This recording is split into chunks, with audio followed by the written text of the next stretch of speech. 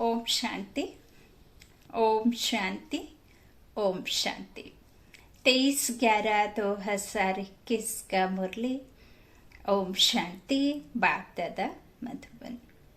आज मीठे मीठे प्यारे प्यारे शिव बाबा ने अपने मुरली के महावाक्यों में अपने मीठे बच्चों के लिए कहा, मीठे बच्चे, इस ड्रामा में तुम हीरो हीरोइन पार्टधारी हो। सारे कल्प में तुम्हारे जैसा हीरो पार्ट और किसी का भी नहीं। आज के मुरली का प्रश्न है, मनुष्य से देवता बनने का इम्तिहान कौन पास कर सकता है? बाबा ने उत्तर में कहा, जो फॉलो फादर कर बाप समान पवित्र बनते वही यह इम्तिहान पास कर सकते हैं। 21 जन्मों का बेहद का वर्षा मिलता है तो जरूर थोड़ी मेहनत करनी पड़ेगी। अभी मेहनत नहीं की तो कल्प कल्पांतर नहीं करेंगे, फिर ऊंच पद कैसे पाएंगे? पवित्र बनेंगे तो अच्छा पद पाएंगे, नहीं तो सजाएं खानी पड़ेंगी। ओम शांति। मीठे मीठे रूहानी बच्चों से बाबा सम्मुख बात कर रहे हैं। अब तो हमारा उस परमात्मा के साथ प्रैक्टिकल में संबंध है। यथार्थ रीति समझकर हम उस बेहद के बाप के बच्चे बने हैं, जिसे हम बहुत प्यार से मेरा बाबा कहते हैं। बाबा इसीलिए ताकि अपने पिता के साथ कोई भी बात को हम छिपा ना सकें। यदि हम उसे ऊंचे स्थान पर बिठा देंगे तो हमें अंदर से बात करने में हिचक आएगी, हम संकोच में रहेंगे। इसीलिए उस पिता ने अपने बच्चों को यह शब्द बताया कि बच्चे, तुम पिता हो और अपने पिता से कभी भी समय देखकर बात नहीं की जाती। बच्चे तो अपने पिता के साथ कभी भी कहीं भी किसी भी समय किसी भी अवस्था में किसी भी तरह से बात कर सकते हैं। कोई टाइम की मांग नहीं करते। तो यह बात है बाबा शब्द में। और बा माना बाबा को समझो, उसे याद करो और बेपरवाह बादशाह बन जाओ। इस तरह सम्मुख बात कर रहे हैं। बच्चे समझते होंगे हमारे साथ बेहद का बाप बात कर रहे हैं, जो सबसे अति मीठा है। बाप भी मीठा होता है, टीचर भी मीठा होता है, क्योंकि दोनों से वर्षा मिलता है। गुरु से भक्ति का वर्षा मिलता है। यहाँ तो एक से ही तीनों मिलते हैं, एक में ही तीनों हैं।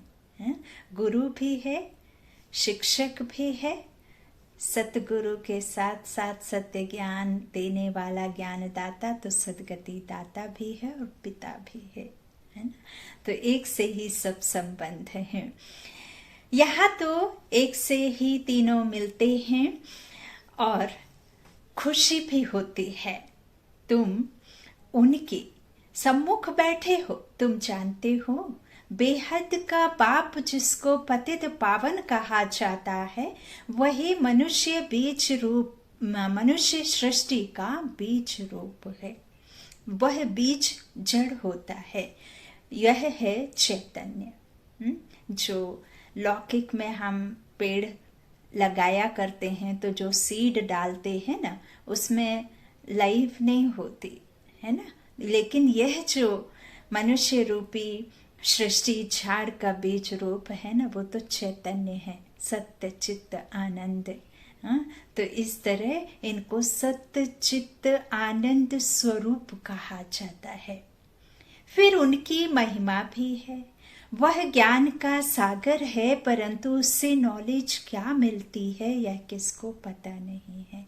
वही भक्ति मार्ग में इनके मंदिर शास्त्र आदि बनाते हैं। यह भी तुम जानते हो कि बरोबर हर 5000 वर्ष के बाद यह कल्प का संगम आता है। इसको कहा जाता है रूहानी अविनाशी पुरुषोत्तम संगम युग, जब आत्मा पतित से पावन बनती है और ये शरीर भी पावन फिर खत्म होकर के पावन मिलता है ना। तो आत्मा पवित्र बनती है, पुरुष उत्तम माना। अभी तो क्या है, कनिष्ठ हो गई ना आत्मा, तो अब आत्मा जिसे हम पुरुष कहते वह अब उत्तम बनेगी इस ज्ञान सागर पिता के ज्ञान द्वारा।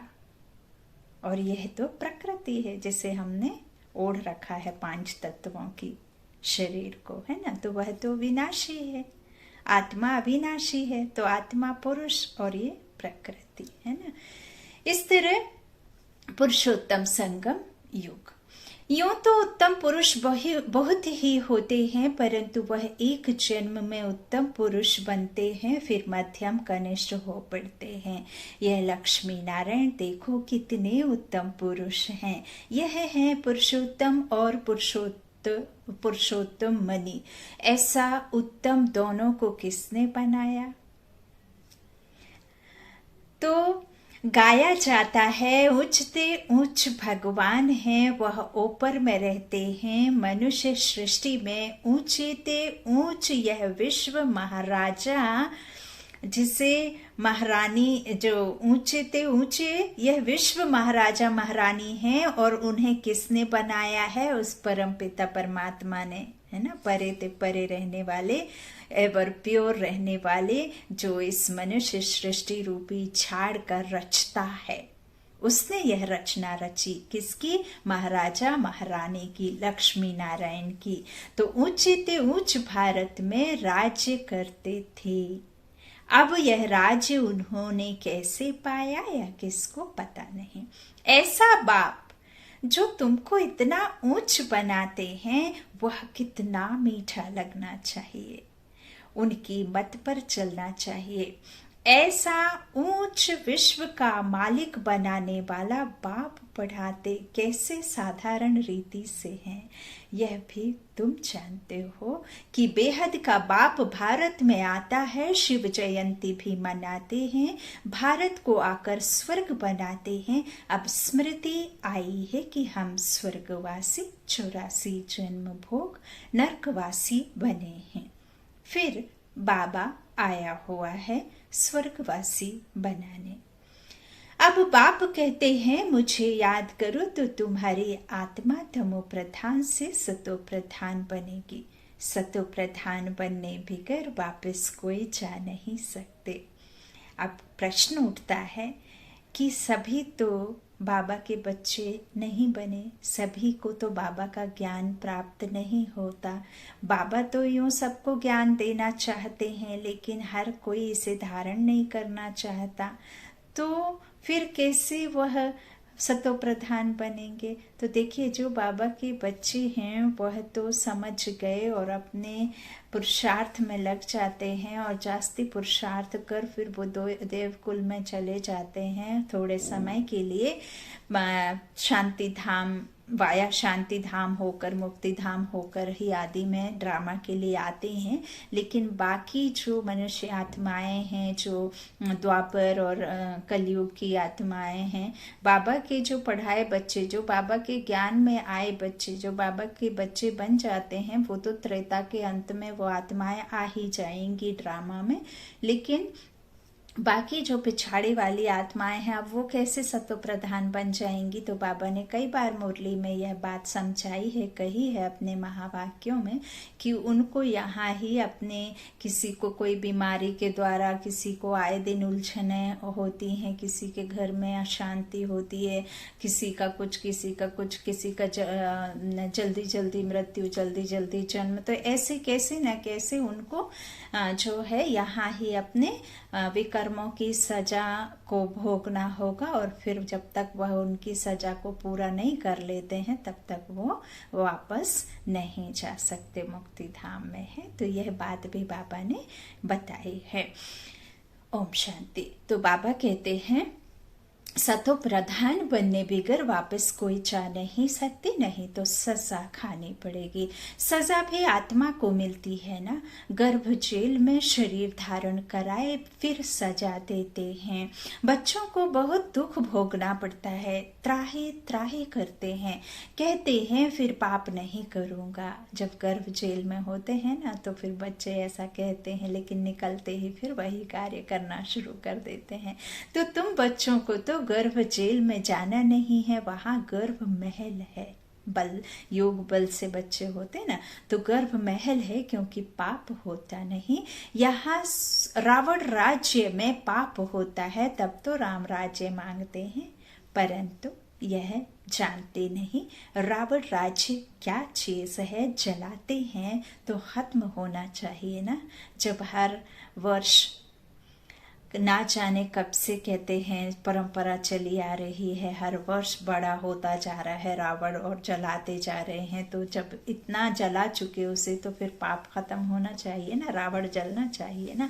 तो लेकिन उसे समझते ही नहीं है कि हमें जलाना किसे है और हम जला किसे रहे हैं। तो इस तरह बाबा कहते हैं खत्म तो होना चाहिए ना, फिर जलाते हैं, गोया मरा या मरा नहीं है।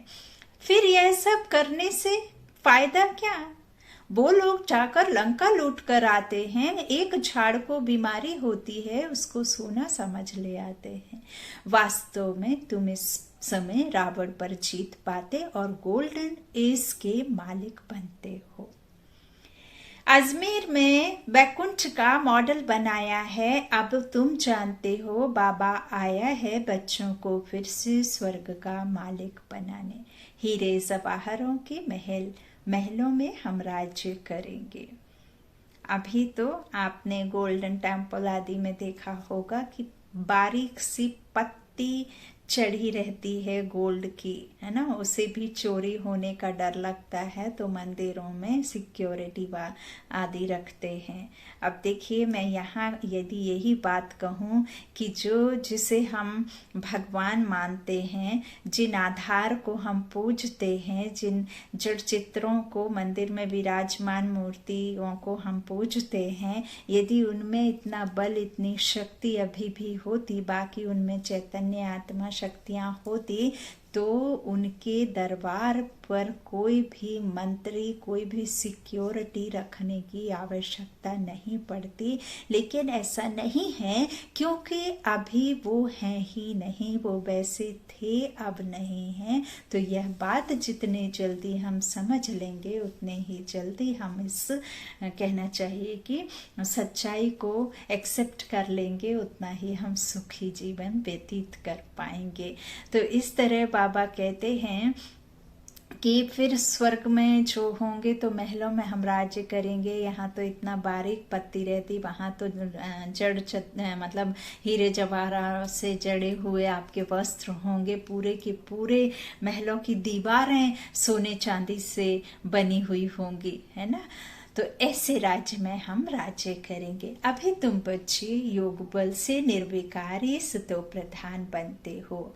आत्मा संपूर्ण निर्विकारी बन फिर चली जाएगी शांति धाम, वहां दुख की बात नहीं। शरीर ही नहीं होता तो हम कैसे किसी चीज को अनुभव करेंगे ना। तो बाबा ने समझाया है इस नाटक में तुम्हारा सबसे बड़ा मुख्य पार्ट है हीरो हीरोइन का। राज्य लेना और गंवाना, यह खेल है। हीरो हीरोइन तुम हो। हीरो का अर्थ है मुख्य पाठधारी। तुम गोल्डन एज में पवित्र गृहस्थ आश्रम में रहते हो। ऐसा नहीं है कि वहां पे चार भुजा होकर के एक में त्रिशूल रहेगा, एक में शंख रहेगा, एक में गदा रहेगा, एक में कुछ थमा देंगे, एक में कुछ थमा देंगे, और एक कहना चाहिए कोई पशु का आपको वाहन दे दिया जाएगा और उसमें आपको बैठना पड़ेगा। कोई भी मनुष्य, कोई भी देवता या कोई भी भगवान कैसे बैल पर, कैसे मगरमच्छ पर, कैसे चूहे पर 24 घंटे बैठ सकता है, यह भी तो सोचने वाली बात है ना। तो इस तरह कोई भी दुनिया में किसी भी कहना चाहिए युग में इस तरह की बातें होती ही नहीं हैं जहां इस तरह के कोई चार भुजा वाले मनुष्य हो। वहां सिर्फ पवित्र गृहस्थ आश्रम होता है, श्रेष्ठ आश्रम होता है, कर्म प्रधान होता है और आत्मा समझ वहां ड्रामा चलता है। तो तुम गोल्डन एज में पवित्र गृहस्थ आश्रम में रहते थे, आयरन एज में अपवित्र गृहस्थ व्यवहार है, धर्म भ्रष्ट, कर्म भ्रष्ट। जहां धर्म श्रेष्ठ और कर्म भी श्रेष्ठ तो वहां सेम यही चलेगा, लेकिन वहां पे सतो प्रधान अवस्था में सब कुछ होगा, है ना। तो यहाँ अपवित्र गृहस्थ व्यवहार है। अब बाबा गोल्डन एज में ले जाएगा, वहां लक्ष्मी नारायण सूर्यवंशियों का राज्य होगा। वह पुनर्जन्म ले चंद्रवंशी में आएंगे, वृद्धि होती रहेगी। अब कितने करोड़ हो गए हैं, आप कहते हैं वर्थ कम हो, जिनको एक दो बच्चा होगा वह थोड़े ही बंद करेंगे। अब तुम तो इतला कर सकते हो कि पॉपुलेशन कम कराना, यह तो बाप के ऊपर है। बाप जानते हैं जास्ती मनुष्य होंगे तो मरेंगे। मैं आया हूं सबको खलास कर एक धर्म की स्थापना करने। वहां 9 लाख होंगे, छू मंत्र हुआ ना। कलयुग रूपी रात पूरी होकर दिन शुरू हो जाएगा। बर्थ कंट्रोल पर कितना खर्चा करते हैं। बाप का कोई खर्चा नहीं, नेचुरल कैलेमिटीज होंगी, सब खत्म हो जाएगा। ड्रामा में नूंद है। वह लोग जो प्लान बना रहे हैं वह भी ड्रामा में नूंद है। यूरोपवासी यादव, भारतवासी कौरव और पांडव, वह सब एक तरफ, इस तरफ 2 भाई भाई हैं। भारत में भाई भाई हैं, जो अभी कलयुग में भाई भाई हैं। तुम अब निकल आए हो संगम पर। तो कौरव और पांडव एक ही घर के थे। आत्मा असूल में भाई भाई है। रेस में जो पहले पहले जाते हैं वह इनाम लेते हैं। तुम्हारी है याद की दौड़, यह कोई शास्त्र में नहीं है। बाप कहते हैं मेरे साथ योग रखो, मेरी याद में रहो और मुझसे संबंध जोड़ो। मुझे जानो, समझो और मुझसे क्या मिलता है, मुझे क्यों याद किया जाता है, मुझे याद करने से आपको क्या प्राप्तियां होंगी। तो आप सहज ही मुझसे संबंध जोड़ पाएंगे और फिर आप याद भी सहज रख पाएंगे मुझे। और एक पिता से बच्चे का संबंध ऐसा होता है कि बच्चा कभी भी अपने माता पिता को भूलने की बात ही नहीं है, लेकिन यहाँ हम भूल गए हैं तो अपने संस्कारों को हमने खो दिया, अपने निज गुणों को हम भूल गए और अपने पिता को ही हम भूल गए तो हम निधन की बन गए, है ना। इस तरह से बाप हमें समझाते हैं कि तुम्हारी तो याद की दौड़ है। बाप कहते हैं मेरे साथ योग रखो। यह योग की यात्रा इस समय ही होती है, यह यात्रा और कोई सिखला ना सके। सतयुग में ना रूहानी योग ना जिस्मानी योग होता, वहां दरकार ही नहीं, ना ही रूहानी और ना ही जिस्मानी, क्योंकि वहां तो आत्मा समझ अपना कर्म अकर्म बनता है तो हमें दुख प्राप्ति नहीं होते। वहां तो इस ज्ञान की प्रालब्धि प्राप्ति हमें सुख के तौर पर मिलती है और जिस्मानी योग भी नहीं रहता। और बाबा कहते रूहानी इसीलिए नहीं रहेगा क्योंकि वहां कोई दुख नहीं रहेगा, तो उस बाप को याद करने की दरकार ही नहीं है। सुख में तो सिमरन कोई करता नहीं, दुख आता है तो सिमरन शुरू हो जाता है। तो दुख तो द्वापर से शुरू होता है, जब वाम मार्ग में गिर विकारों की चिता पर बैठ जाते हैं, है ना। तो वहां पे फिर जिस्मानी और रूहानी दोनों शुरू हो जाते हैं याद। तो बाबा कहते वहां तो इन दोनों की ही दरकार नहीं, ना ही उस सुप्रीम सोल को याद करेंगे और ना ही जिस्मानी किसी को याद रखेंगे। तो यह इस समय तुम्हारी बुद्धि में बैठता है। ड्रामा में एक सेकंड का एक्ट समझाया है, इसको स्वदर्शन चक्र कहा जाता है। खुद का चक्र कैसे आत्मा फिराती है, 84 जन्म में एक्ट में कैसे आती है ना। कितना कितना समय कौन कौन से युग में अपना पार्ट बजाती है। तो वास्तव में स्वदर्शन चक्रधारी अभी तुम बनते हो। 84 जन्मों का अथवा सृष्टि का चक्र का नॉलेज तुमको है। स्व माना आत्मा, आत्मा को यह ज्ञान है तो अभी तुम बच्चे स्वदर्शन चक्रधारी बने हो। हम तुमको कहेंगे रूहानी बच्चों, स्वदर्शन चक्रधारी ब्राह्मण कुलभूषण। इन अक्षरों का अर्थ कोई नया समझ नहीं सकता। यह अलंकार तुमको नहीं देते हैं क्योंकि तुमसे कई भागंती हो जाते हैं। अभी तुम्हारी बुद्धि में 84 का चक्र है। अब नंबर 1 में जाएंगे। पहले घर जाकर फिर देवता बनेंगे, फिर क्षत्रिय, वैश्य, शूद्र बनेंगे।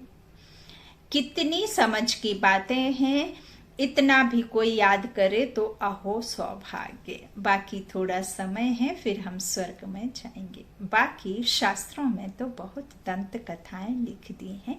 कृष्ण जो सभी का प्यारा है, उनके लिए भी लिख दिया है सर्प ने डसा। अब वो तो सतो प्रधान है, वहां कहाँ का जहर, कहाँ का सांप, कहाँ का जो इस तरह से लिख दिया है। बाबा कहते तो उसे सर्प ने डसा। यह हुआ।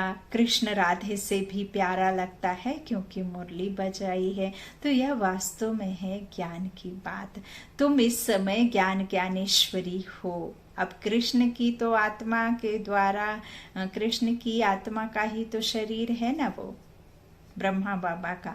तो यूं तो अगर हम समझें इसे, अपनी खुद की बुद्धि थोड़ा सा शार्प करके समझें, तो यूं तो कृष्ण ही बजा रहे हैं मुरली, लेकिन बजाने वाला करण करावनहार जो ज्ञान सागर, ज्ञान मुरलिया आकर जिनके मुख के द्वारा बजाता है, उनका नाम यहाँ बदली है। वो है ब्रह्मा, जिसके द्वारा हमें ज्ञान सागर, एक ज्ञान मुरलिया बजा करके मुख वंशावली है ना, ब्रह्मा मुख वंशावली है ना। तो यह बातें समझने की हैं। बाबा कहते इस तरह से लिख दिया क्योंकि मुरली बजाई है, तो यह वास्तव में है ज्ञान की बात। तुम इस समय ज्ञान ज्ञानेश्वरी हो, फिर पढ़कर राज राजेश्वरी बनती हो। यह है एम ऑब्जेक्ट। तुमसे कोई पूछते हैं यहाँ का उद्देश्य क्या है, बोलो मनुष्य से देवता बनना। हम 100 देवता थे, 84 जन्मों बाद शूद्र बने, अब फिर ब्राह्मण बने हैं, फिर देवता बनेंगे। पढ़ाने वाला ज्ञान का सागर परमात्मा है, ना कि कृष्ण। यह राजयोग कोई भी सिखला ना सके। तुम कहते हो बाबा हम कल्प कल्प आपसे आकर राज्य भाग्य लेते हैं, यह भी तुम जानते हो। इस महाभारी लड़ाई से ही स्वर्ग के गेट खुलने वाले हैं। बाबा आकर राज योग सिखलाते हैं तो जरूर स्वर्ग चाहिए, नरक खत्म होना चाहिए। यह महाभारी लड़ाई शास्त्रों में है। खांसी आई, यह किसको होती है, शिव बाबा को या ब्रह्मा बाबा को? तो ब्रह्मा को होगी ना। यह कर्म भोग है। एक बार की बात भी है कि ब्रह्मा बाबा को कुछ तकलीफ थी, कुछ कोल्ड जैसा हो गया था। तो ब्रह्मा बाबा ने बाबा से कहा, तो बाबा ने पता है क्या जवाब दिया कि ये तो कर्म भोग है, ये तो होना ही है, इसको तो आना ही है और जाना भी है, क्योंकि ये हिसाब किताब चुप तो होना है। तो ब्रह्मा को यह कर्म भोग है, अंत तक होता रहेगा। जब तक संपूर्ण बन जाए फिर यह शरीर भी नहीं रहेगा, तब तक कुछ ना कुछ होता रहेगा। इसको कर्म भोग कहा जाता है। सतयुग में कर्म भोग होता नहीं, कोई बीमारी आदि होती नहीं। हम एवर हेल्दी एवर वेल्दी बनते हैं, सदैव हर्षित रहते हैं, क्योंकि बेहद के बाद से वर्षा मिलता है। फिर आधा कल्प के बाद दुख शुरू होता है।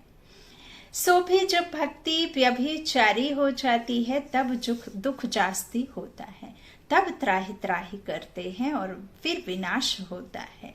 अब तुम सम्मुख सुनते हो तो कितना मजा आता है। जानते हो, यह हमारा सच्चा बाप, सच्चा टीचर, सच्चा सतगुरु है। यह महिमा एक ही निराकार बाप की है, वह है ऊंचे ते ऊंचा भगवान। उस बाप को याद करो तो ऊंच पद पाएंगे। यह कोई साधु संत महात्मा तो तख्त पर नहीं बैठता है, कभी पांव पड़ने भी नहीं देते हैं। बाप कहते हैं मैं तुम्हारा ओबीडिएंट सर्वेंट हूं। मुझे पैर कहाँ हैं, मैं तो निराकार हूँ, अभोक्ता हूँ। तो मेरे पैर छूने की या ऐसे नमस्ते करने की, नतमस्तक होने की, फूल चढ़ाने की। अब फूल चरणों में चढ़ाते हैं, बच्चे कहते हैं चरणों की धूल दो, तो मुझे तो चरणों की धूल कैसे दूं, मुझे तो चरण है ही नहीं। बच्चे तुम तो मस्तक मणि हो, तुम तो मेरे सर के ताज बच्चे हो, तुम कैसे चरणों की धूल मांग सकते हो। बच्चों को कोई चरणों की धूल देता है या अपने बाप से भी ऊंचा बैठाकर बाप खुशी से समाता नहीं है। तो यह बात समझने की है, अनुभव करने की है और फिर इसे अपने में महसूस कर खुद में जीवन में अपनाने की है ना, शक्तिशाली बनने की। तो इस तरह कहते हैं कि मैं तो ओबीडियंट सर्वेंट हूँ, मुझे पैर कहाँ हैं, तुम माथा किसको टेकेंगे। बहुत गुरुओं को माथा टेकते टेकते तुम्हारी टिप्पण ही घिस गई है। जो भक्ति मार्ग में होता है वह ज्ञान मार्ग में हो ना सके। भक्ति मार्ग में कहते हैं हे राम, बाप कहते हैं हे यहाँ कोई आवाज नहीं करना है, क्योंकि यहाँ कोई दुख से नहीं, यहाँ तो सुख लेने आते हैं, यहाँ मांगने नहीं, या तो यहाँ तो अपना हक प्राप्त करते हैं। तो अपने को आत्मा समझ गुप्त बाप को याद करना है, हे शिव भी कहना नहीं है। तुमको आवाज से परे जाना है। बच्चे को अंदर में याद, बाप याद रहता है, आत्मा जानती है कि यह हमारा बाबा है। तुमको अंदर गुप्त याद करना है, इसको अजपा याद कहा जाता है। जाप नहीं करना है, माला अंदर फेरो या बाहर फेरो, बात एक ही है। अंदर फेरना कोई गुप्त नहीं। हम ऐसे किसी हैंकी के या उस तरह से कहते हैं ना, माला जाप करने के लिए एक बना लेते हैं थैली, माला जाप करते हैं, गुप्त से दिखना नहीं चाहिए। बाबा कहते ये तो अजपा मतलब मन से जपना है। कहते ना आया मेरे मन के द्वार, तो ऐसा नहीं कि आपका दरवाजा पर आकर खड़ा हो जाएगा। मन के द्वार आना माना मन में बस जाना, मन बुद्धि से सदैव उसे याद करते रहना, उस निराकार परम पिता परमात्मा का अंतर मन में जाप चलता रहे, है ना, तभी तो मन बुद्धि शुद्ध होगा ना। तो इस तरह से यह गुप्त, बाबा कहते हैं एक ही बात है, अंदर फेरना कोई गुप्त नहीं, गुप्त बात है अपने को आत्मा समझ बाप को याद करना।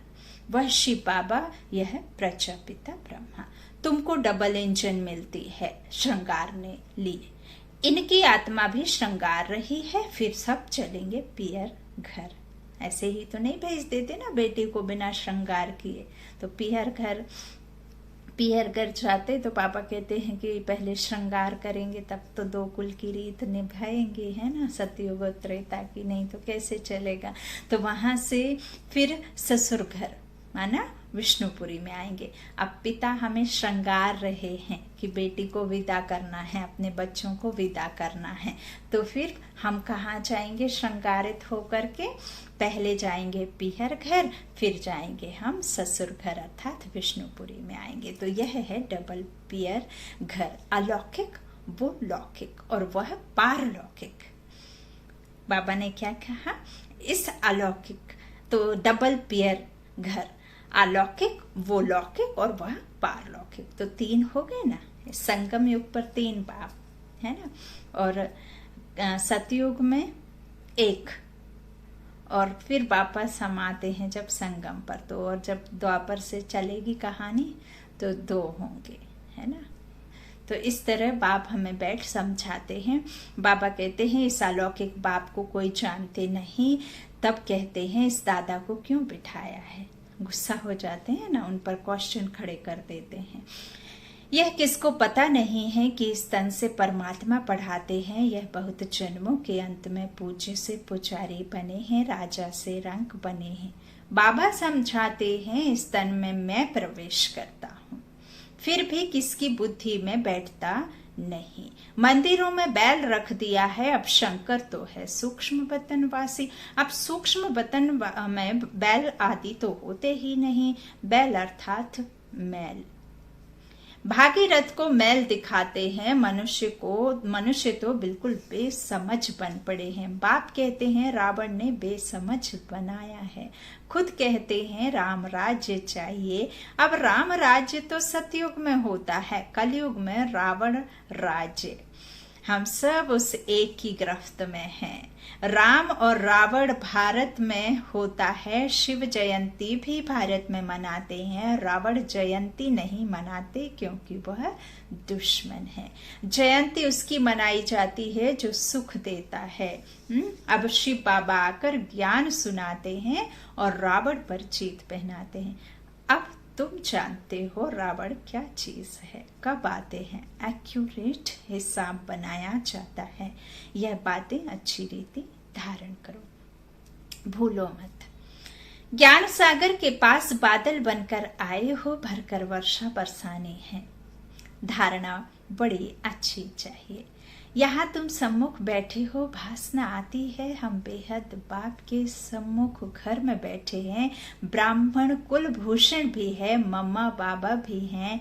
बाबा हमको टीचर के रूप में पढ़ा रहे हैं, सतगुरु के रूप में साथ ले जाएंगे। तो वो सदगति दाता भी है। वो गुरु लोग ले नहीं जाते, गुरु का काम है फॉलोअर्स को साथ ले जाना।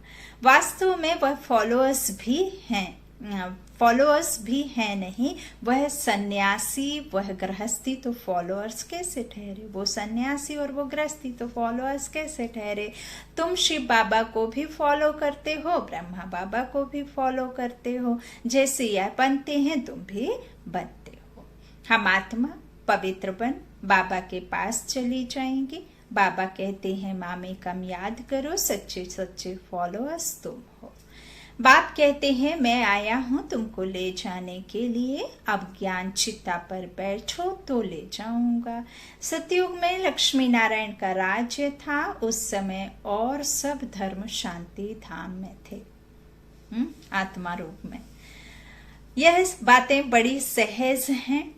बाबा के फॉलोअर्स बनो, जितना पवित्र बनेंगे अच्छा पद पाएंगे, नहीं तो सजा खानी पड़ेगी। जाना तो जरूर है, 21 जन्मों का वर्षा मिलता है तो क्यों नहीं मेहनत करनी चाहिए। अब मेहनत नहीं की तो कल्पांतर नहीं करेंगे। धर्मायु कमायु यही है संगम युग, जो पूरे सिर्फ सतयुग त्रेता आधे कल्प के लिए नहीं बल्कि पूरे 5000 वर्ष के लिए, पूरे कल्प के लिए आपको ये पढ़ाई साथ देती है। सुख दुख इसी पढ़ाई के उससे होता है, बेस पर, है ना।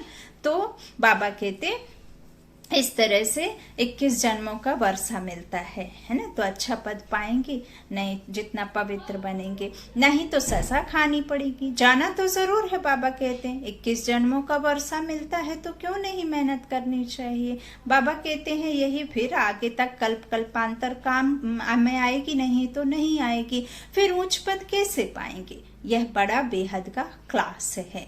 एक ही इम्तहान है, मनुष्य से देवता बनना है। अच्छा, मीठे मीठे सिकी लाधे बच्चों प्रति माता पिता बाप दादा का याद प्यार और गुड मॉर्निंग। रूहानी बाप की रूहानी बच्चों को नमस्ते। हम रूहानी बच्चों के रूहानी माता पिता बाप दादा को याद प्यार और गुड मॉर्निंग। शुक्रिया बाबा, मीठे बाबा। धारणा के लिए मुख्य सार पहला बाबा ने कहा, एक बाप का सच्चा सच्चा फॉलोअर्स बन पूरा पूरा पवित्र बनना है। 21 जन्मों का वर्षा लेने का पुरुषार्थ करना है। दूसरा, मुख से हे शिव बाबा भी नहीं कहना है, आवाज से परे जाना है, मन से याद करना है। अपने को आत्मा समझ अंदर में बाप को याद करना है। आज का वरदान बच्चों के लिए, स्थूल व सूक्ष्म में हर फरमान को पालन करने वाले संपूर्ण फरमान बरदार भव। स्थूल फरमान पालन करने की शक्ति उन्हीं बच्चों में आ सकती है जो सूक्ष्म फरमान का पालन करते हैं। सूक्ष्म और मुख्य फरमान है निरंतर याद में रहो, व मन वचन कर्म से पवित्र रहो। संकल्प में भी अपवित्रता व अशुद्धता ना हो। यदि संकल्प में भी पुराने अशुद्ध संस्कार टच करते हैं तो संपूर्ण वैष्णव व संपूर्ण पवित्र नहीं कहेंगे। इसलिए कोई एक संकल्प भी फरमान के सिवाय ना चले तब कहेंगे संपूर्ण फरमान वरदार बचे। हाँ, तो इस स्लोगन आज का बाबा ने दिया, बाप को जानकर दिल से बाबा कहना, यह सबसे बड़ी विशेषता है। बाप को जानकर दिल से दिलाराम बाप बाप कहना, बाबा कहना, यह सबसे बड़ी विशेषता है। ओम शांति, ओम शांति, ओम।